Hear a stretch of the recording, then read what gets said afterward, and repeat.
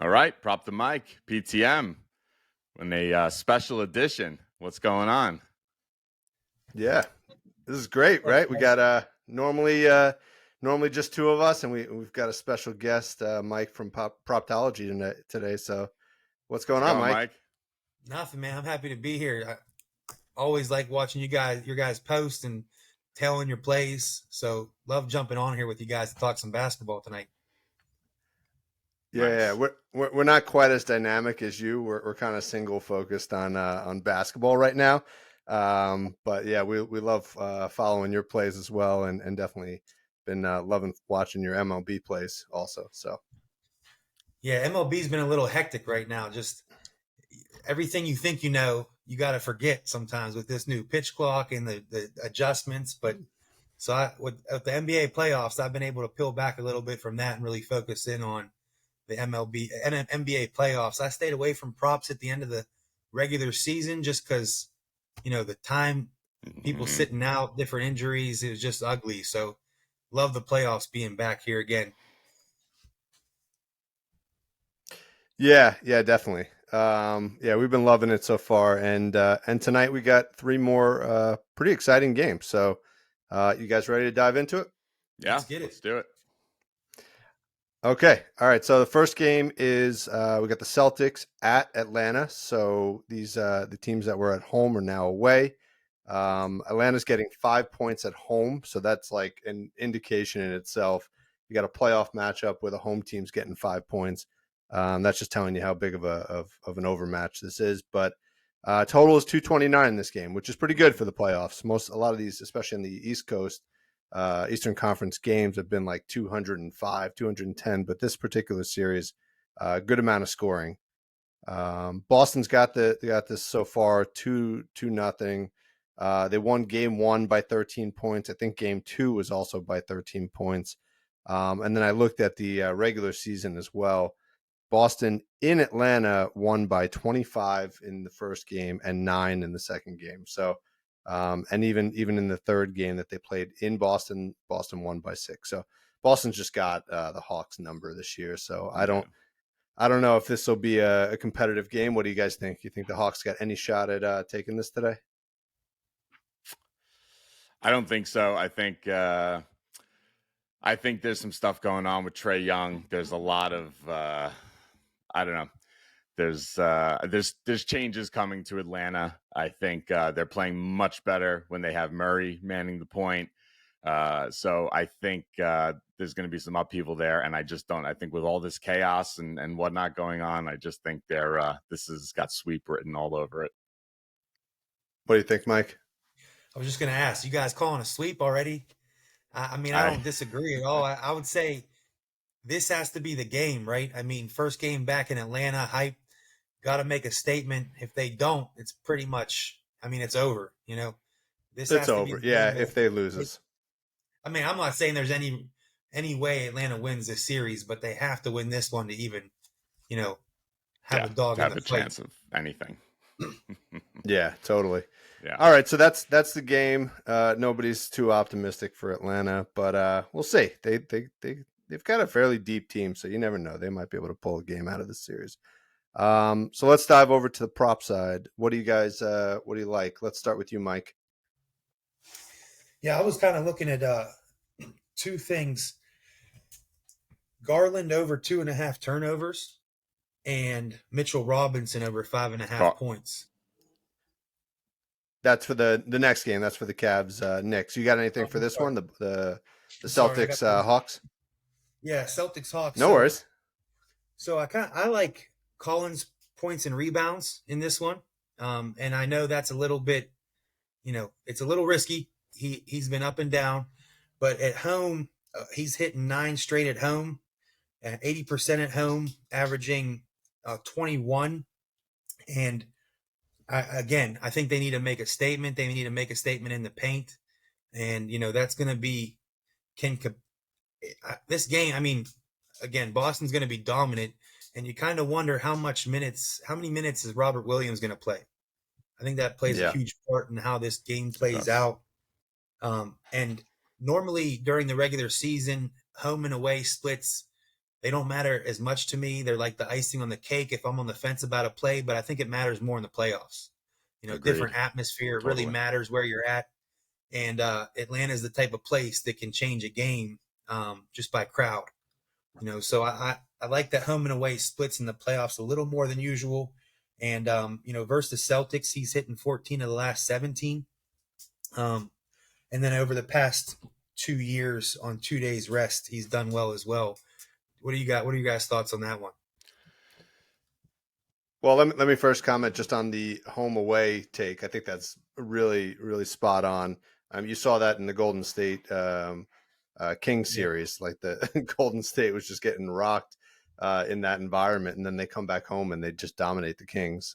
So I think that's true here. I think there's certainly a little bit of an edge that Atlanta has, so that could propel Collins a little bit more than what he's been doing in Boston. What do you think, Tom?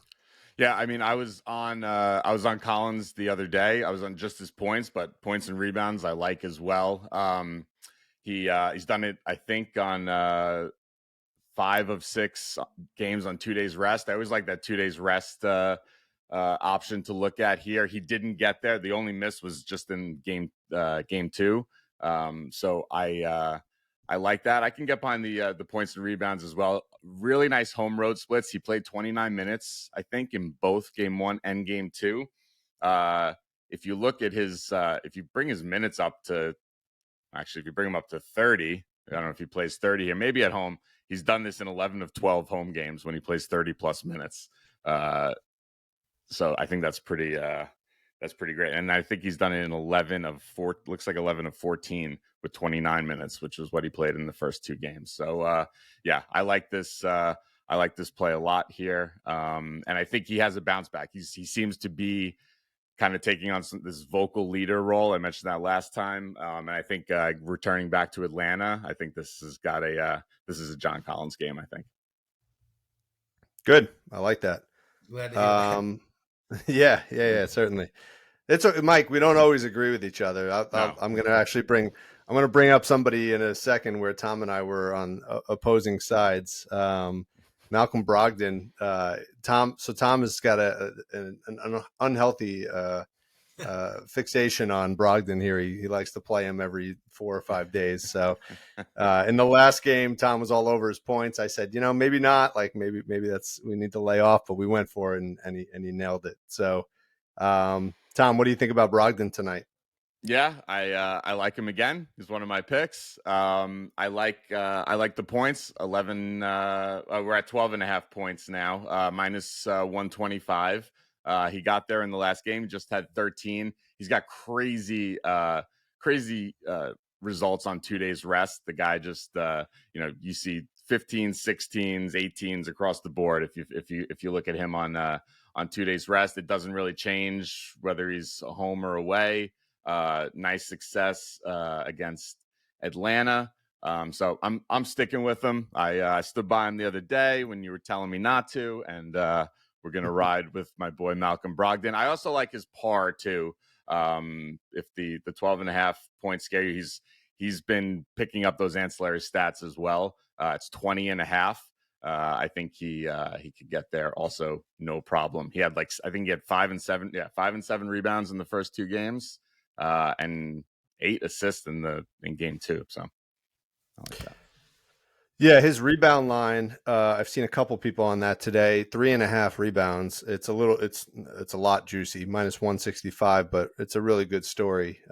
4, 5, and 7 in the 3 games, recent games against Atlanta, and 21 of 30 in games where he plays 25 plus minutes. So so far he played 21 minutes in that first game. I think that was kind of an anomaly.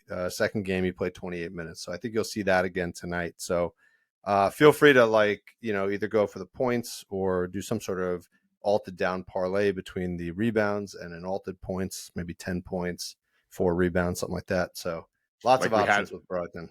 So like we did for Durant last night, just on yesterday's pod, we had that points, rebound, assist parlay altered down for Durant, which cashed. That was nice. So yeah, I would be comfortable doing that with Brogdon here too. Yeah. Nice. All right, what else you guys got here? Any other picks on either side? I like that real quick on that Malcolm play on the points angle. I'm seeing over the year 53% hit rate at home, but away 74%. That's a pretty big swing, averaging a whole point and a half more away from what I see on prop stock cash. So that's pretty. I like that angle of the points there. But the other play Yeah. I was leaning towards, um, and I was only leaning towards this one. I wanted your guys' thoughts. What do you think about Trae Young assists?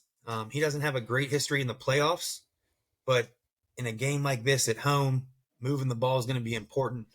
I mean, what do you guys think about 8.5 assists for him? I know on 2 days rest, I think he averages 9.9. He's hit on 6 of the last 8 there at home with 2 days rest and 2 of 2 versus Boston. I think he's 4 of the last 6 versus Smart and averages 8.5 career playoffs, but the numbers haven't been. It's been hit or miss. What do you guys think about Trae Young? Go ahead, Tom. I think the body. I know this is nothing you can back up with stats. The body language is off to me. He hasn't gotten there in the first 2 games. Like I said, at the start here, something's off with Atlanta, and so me personally, I'm laying off, especially Trey. I'm kind of just like taking a wait and see with him. It would be my take. Yeah, I think. Yeah, go ahead, Mike. Go ahead, Dave. No, I was just saying. I think that's probably right, but at the same point, this is like the best value you're going to get on Trae Young ever. For right? sure. 8.5 assists. I'm just looking at his home away splits, like you were mentioning, Mike. He gets 9.5 at home.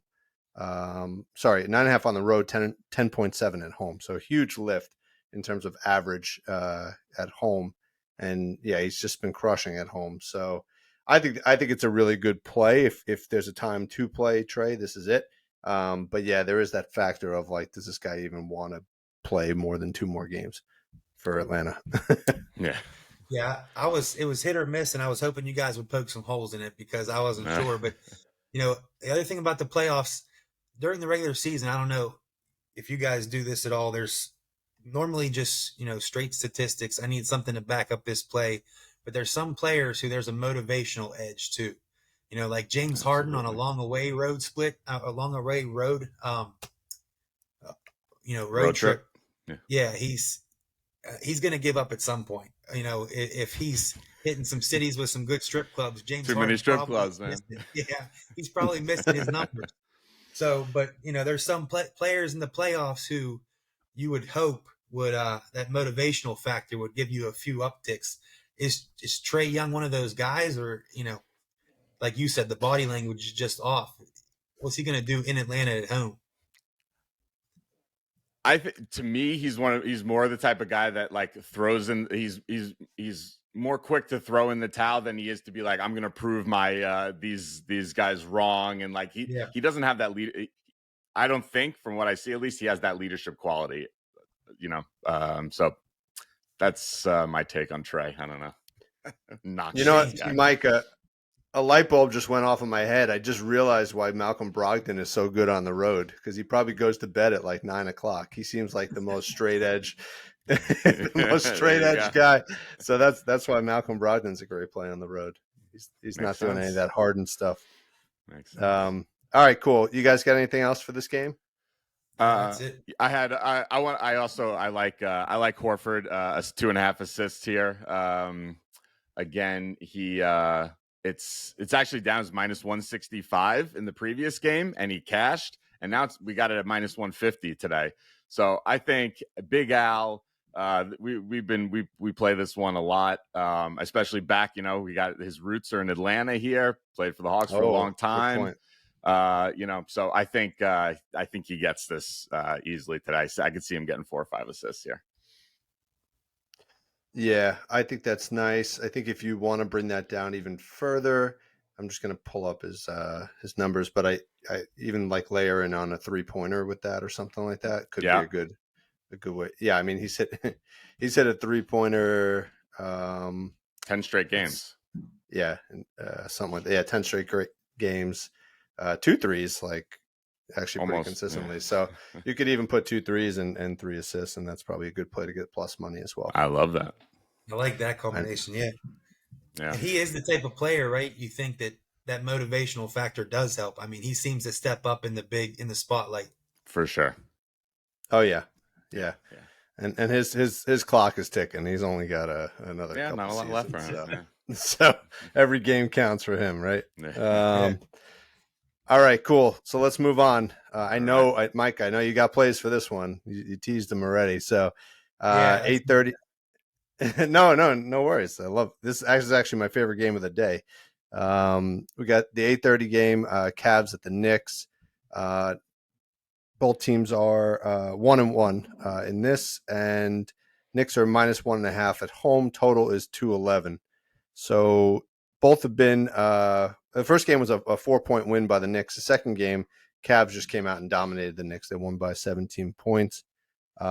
Just looked at how these two teams performed in Madison Square Garden this season. They played twice. The first game, and I hope this is not how this one turns out in terms of score. 92-81, the Knicks won. That's just a horrendous high school basketball game right there. Yeah. The second one wasn't much better. The Knicks won 105-103. So tight, relatively tight games, low scoring games. But the Knicks did win both of those. So let's start by getting your take on the game. Who's winning this game tonight, Mike? I mean, you think that, I mean, after a big win like that, you almost think there's a hangover for Cleveland. I lean towards the Knicks. I usually stick towards the props in basketball. I don't usually play the spreads or the sides, but if I had to lean a certain way, it would be the Knicks at home making a statement again after a hangover from from Cleveland.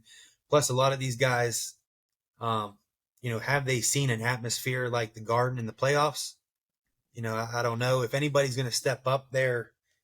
I mean, I don't know who you guys would assume, but I'm thinking Mitchell. Mitchell has to be the Yeah. guy that leads the team there. But anyway, I'm leaning it would probably be the Knicks tonight. Yeah, I kind of feel that way. Also, the Garden already is going to be rocking. Now you got a Friday night game in the Garden. I mean, it's going to be insane there. So that's going to be an awesome environment. I looked at getting tickets. They were like, just standing room only tickets were like $300-$400. I was like, all right, we're not going to that one. But yeah, Tom, what do you like? You like the Knicks as well, or? Of course I like the Knicks, but I'm so scared of Donovan Mitchell tonight. I just see a 40-point game from him coming here, especially after they held him to 17 points in that last game, right? Is that what it was? Yeah, he hasn't played great in this series yet. But he's the guy. If you look at his home away splits, if you put his minutes up to 38 and look at his away games, he's done it in 9 of 11, averaging 36 points a game. I just think this coming back home to New York, he's gonna have a bunch of family at this game. Yeah, this has Donovan Mitchell written all over it, I think. I tend to agree. Yeah, I tend to agree. Although I will just counter that and just say the 2 games he did play in the Garden this year, he put up 23 and 24. But honestly, that's more about how the game itself played out, right? It was like 200 points scored in those games. So that it's hard to put up 40 when your team only scores 81. So he also has a lot of these. If you look at his point output on props, a lot of these you have one red and then it jumps up to a big green, so I feel like he's the kind of guy who has these bounce back games. For sure. Yeah. So I like that here. Yeah. All right. So let's Mike, why don't you start us off on the prop side? What do you like here? Yeah, so there was 3 plays I kind of had eyed up that I was looking to get your guys' opinion on too. One was Donovan Mitchell 3-pointers. I think part of that was because instead of his points going with the 3-point angle, one, if they are down away at the Knicks, Donovan Mitchell's going to have the ball in his hands and shooting some threes. Now, 2 other ones I like is Garland over 2.5 turnovers. He's had 4 and 5 so far. Again, the atmosphere in the Garden, Wow. playing against Brunson. I got to pull up those numbers again. Brunson versus Garland. But you see here. I That's can a pull it sneaky up real one. I quick. like the turnovers for Garland here. That's And I think he hasn't played in Yeah. any of these his big turnover, road playoff type games. I like that. yeah, his turnovers go up from 2.9 to 3.3 from home to away with 35 plus minutes also. So just like you guys have touched on, I think multiple times on Twitter, that minutes slider on prop stock cash is so important this time of year too. Yeah, Yeah. especially with a stat like turnovers, right? It's almost like completely up to the player. It's himself, right?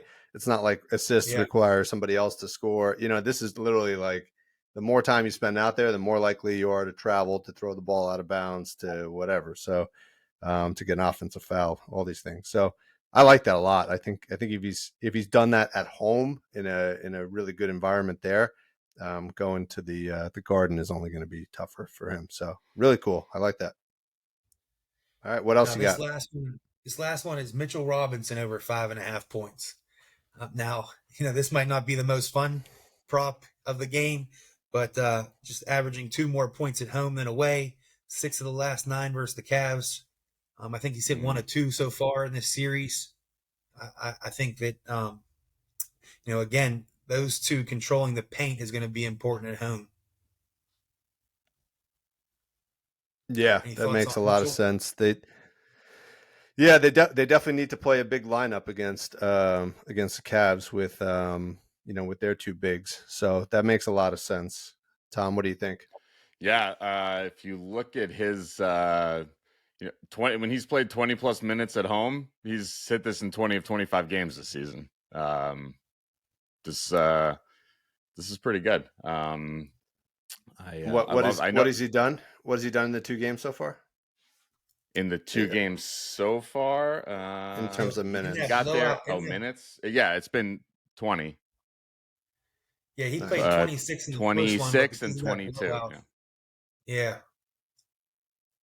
Yeah, less in game 2, but there was the blowout. Yeah. Yeah, that makes a lot of sense. So he's going to get some good playing time tonight. This will be a tight game, I believe. So I like that play. Yeah. Okay. Let's go back. I think we skipped over the Donovan Mitchell 3-point play. What was that? Over 2.5? You said, Mike? 3.5. Oh, 3.5.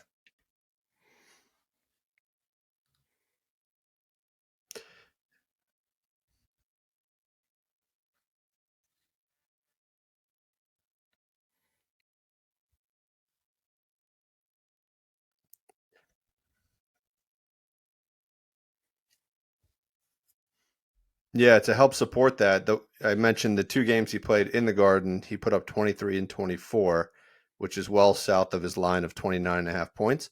But the second game where he scored 24, he had 6 3-pointers.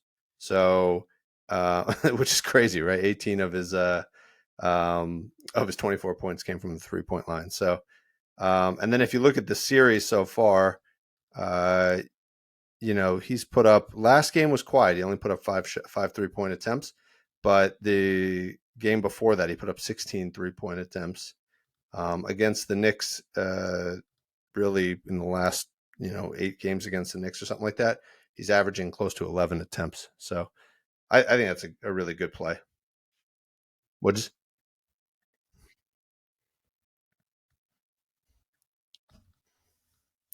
yeah, I believe they came out to a pretty big lead early on. So I think the Knicks may have cut it to like 10 at some point, but it wasn't very competitive that game.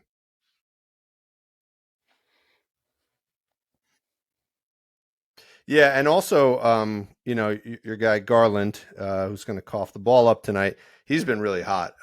He's been like almost like the equivalent of Maxey on the Sixers, right? Like probably the second or third scorer on the team, but but is kind of dominating on in terms of shots.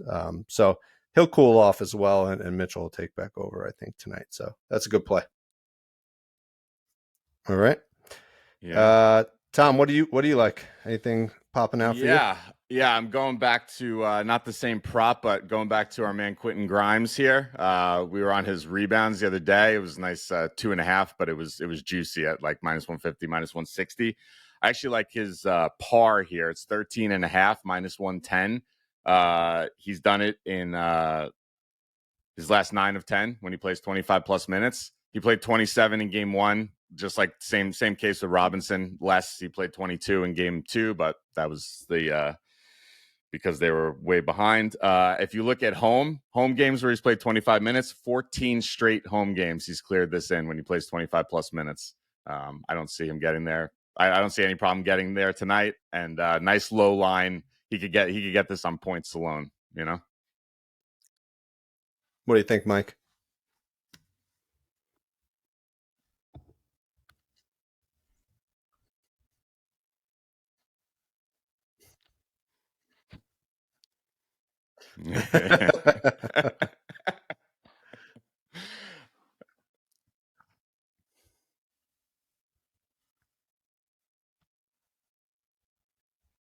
Yep.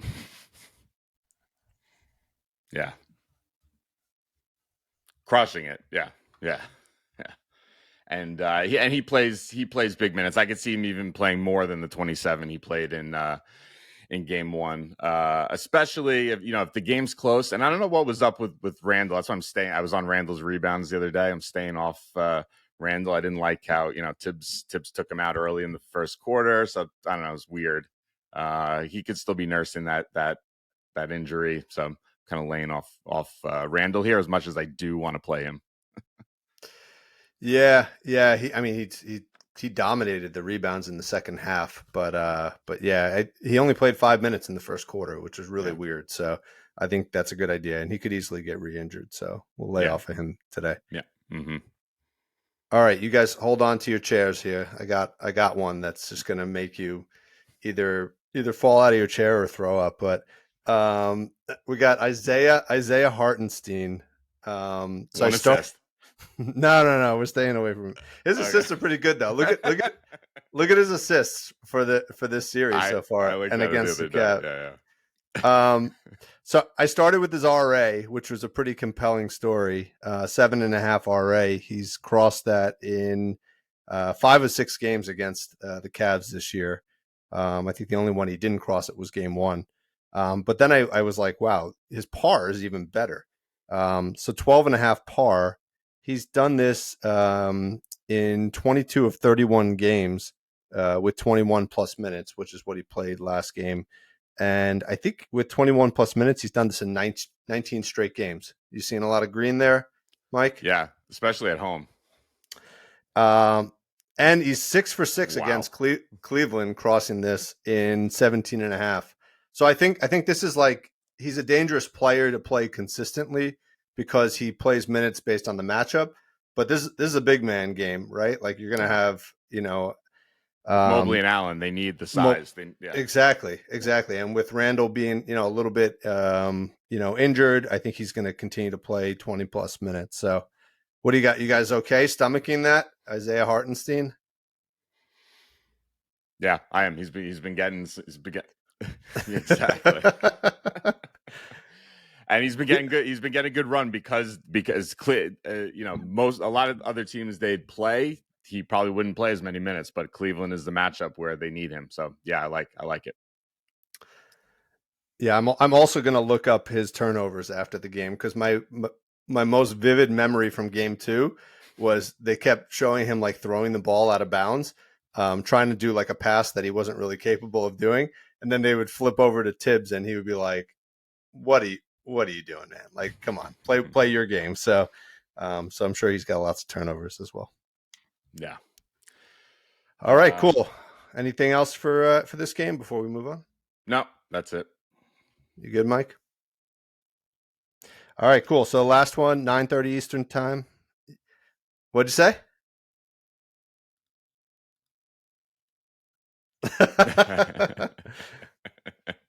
Yeah, exactly. Yeah, now you know who to blame too if it doesn't hit. But So sorry, before you get started, like we like we said yesterday, this is the spot for guys like Robinson and Grimes and Hartenstein. The role players at home in the playoffs. These are the spots to hammer these guys. So I think we've made some nice picks here. yeah. Yeah.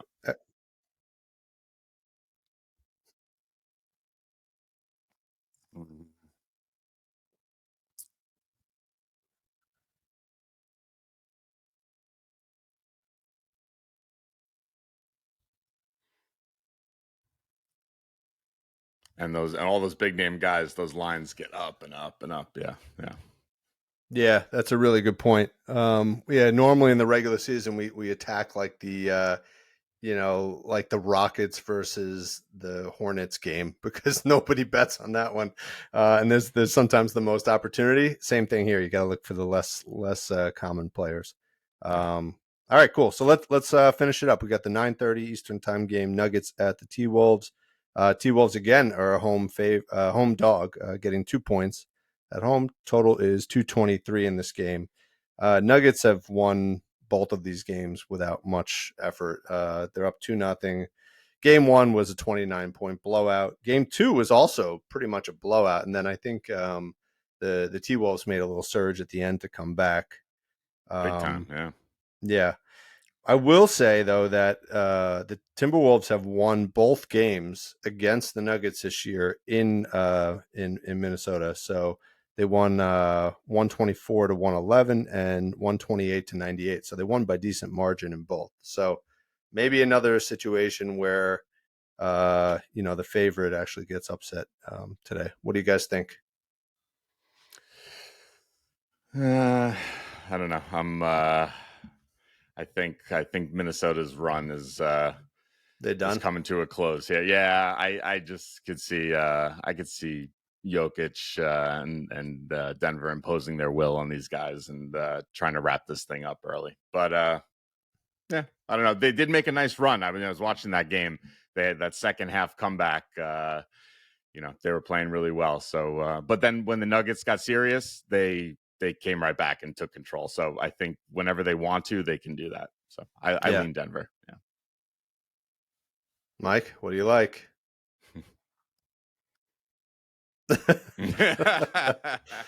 Yeah. Yeah, certainly. That's for sure. You brought Gobert into town, and the vibes changed big time. So, all right, so let's dive into the props. What do you guys like here? Anything standing out to you? I got one. Yeah, go Tom. I'll take this. I'm riding the Ant-Man here. He's the kind of guy when he gets hot, he's hot for a little while. If you look at his home road splits, pretty awesome. When he plays 30 plus minutes at home, his last 23 of 30 games, so much green there. Couple times where he got hooked. So his line's 25.5 minus 125. Put up 41 in the last game. Now he gets to come back home. I think he stays hot, and I could see him easily getting to 30-35 in this game. Nice. What do you think, Mike?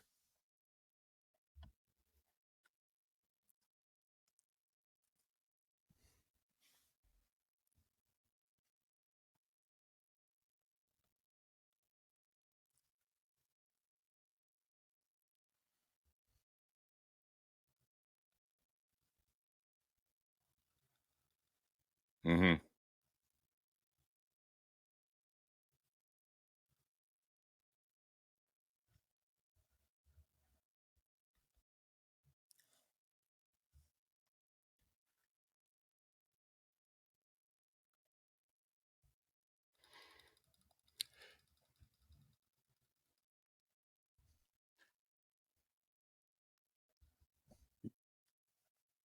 Yeah, you see if yeah, if you look at his if you just look at the whole season, like he has these chunks that that pop up. He'll have a grouping of 3, 4, 5 games where he clears and then down for a few. So you can kind of see that trend in his in these bar charts here. But as Dave likes to remind me, he's a 21-year-old kid and can be super up and down. So yeah, this isn't a 5-uniter, but yeah, I think I like Edwards here quite a bit. Yeah, I'm just looking at his. He's going to play 38 to 40 plus minutes tonight. If you just look at those games at home, 12 of 16 hitting this when he's played 38 plus minutes at home. So that's pretty good. That's a 75% hit rate. I think it's a solid play. Yeah.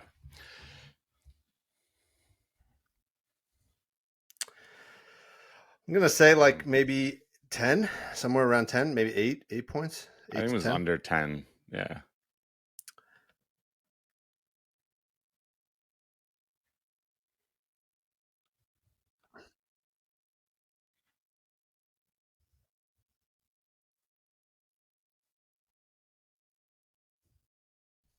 Yeah. Yeah. And Cat. Nope.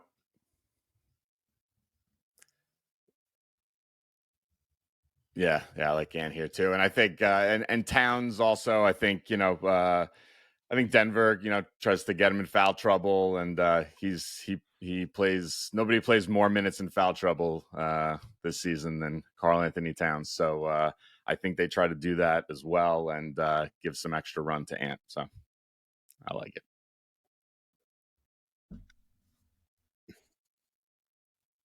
Mm.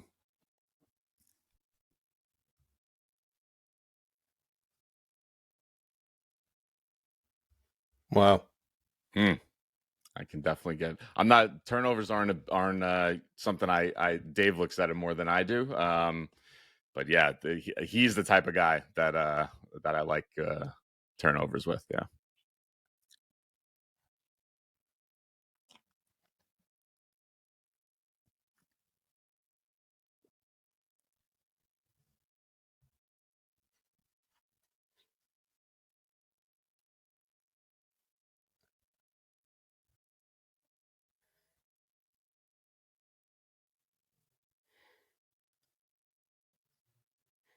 Mm-hmm.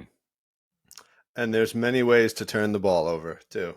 So, yeah, no, I love turnovers. I only got into it probably about a month or so ago when you turned us onto it, Mike.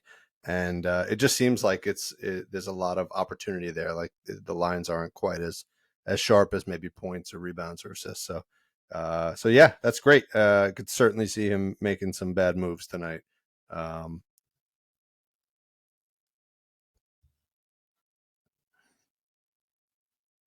That was mine too.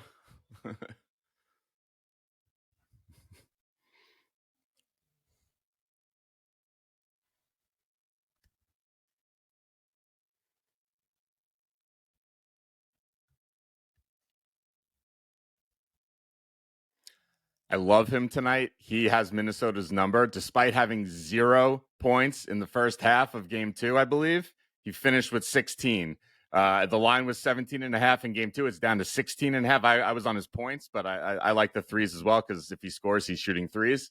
But he has Minnesota's number. His type, and I posted it up on Twitter. Movement shooters against Minnesota, averaging almost 20 points a game just since the trade deadline.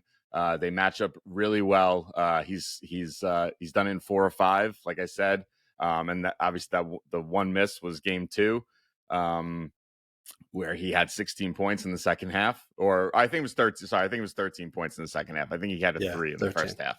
Yeah. Mm-hmm. So yeah, I think I don't think that happens again. And with the discount we're getting here at 16.5, I love MPJ 16.5 points. Yeah, he also, part of the reason why he only had 3 points in the first half is he had foul trouble. He picked up 2 quick fouls in the first quarter. I think they brought him back in, and then he picked up a third foul pretty quickly. He finished the game with 4 fouls. If you look at his other 3 games against Minnesota, he only had 1 foul in all of those games. So I think that was just bad luck to start the game that way. And honestly, that picking up a couple early fouls in the first quarter, even if you stay out there and play, you're starting to play a different way. a lot less aggressively. So that can really mess up your offensive stats as well. So I think that only gives us a discount in this game. Points, threes, I think they're both good plays here. And plus putting up 13 points in the second half. He did that despite Jamal Murray just being unconscious. I mean, he was taking every shot, especially in the fourth quarter. I mean, he was just walking down, just jacking up threes and knocking them all down. So I don't think he does that again, although he could. So I think that even opens up more opportunity for Porter here. So love it. Mm.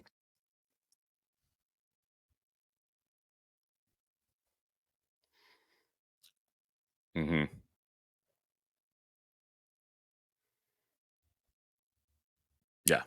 Yeah, I like both. Yeah, and I would. My guess is McDaniels in the prior games would have guarded MPJ, right? And he's out. He's their best defender, right? So, yeah, for sure. All right, cool. Any other plays in this one? That was all I had. I got one more on my side because it wouldn't be a show if I didn't throw out an under. So Gordon under 14.5 points. If you look at his performance recently, he's only crossed 14.5 points in 2 of 10 games. And then if you look at his historical performance this year against the T-Wolves, 12, 12, 24, 13, 12. So it's not a bet to place if you don't want to sweat. It'll be close, but for some reason, he doesn't seem to be scoring a lot of late. It's Gobert. It's Gobert's rim protection. I mean, he does all his scoring at the rim, and I think that's what it is. Gobert is able to shut him down. Yeah, that's a good answer. Yeah. So, Mike, what's your philosophy? I don't see a lot of under bets getting posted up on Twitter on Proptology.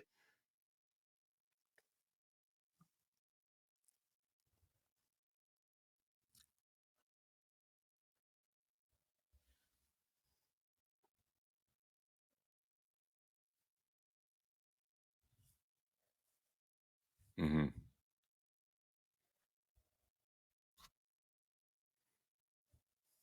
Mm-hmm. Interesting.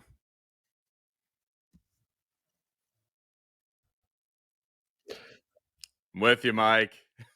Yeah, no, So I was watching so we had 2 plays on the Kings Warriors game last night. We had Alex Len under, what was it, 5.5 points, right? Oh no, it was 4.5. Yeah, 4.5 was it? I don't even remember. He only finished with 2 in 8 minutes, and then we had Wiggins under 9.5 RA. So I realized like how much that was making me not enjoy the game. Watch, just hoping for these 2 guys not to do things. It was like, ugh. So yeah, so we occasionally will throw an under in there, but the overs are so much more fun to root for. Yeah. So, all right, cool. I think that does it. You were seamless, Mike. You just fit right in. So we'll definitely have to have you back. For sure. Oh yeah, exactly. Don't put your whole your mortgage payment on Isaiah tonight. All right, that's just a little sprinkle. So, all right, cool. Well, thanks for joining us today, and we'll speak after this and come up with something to post up on Twitter as a collab as well. Okay. All right. Enjoy the games.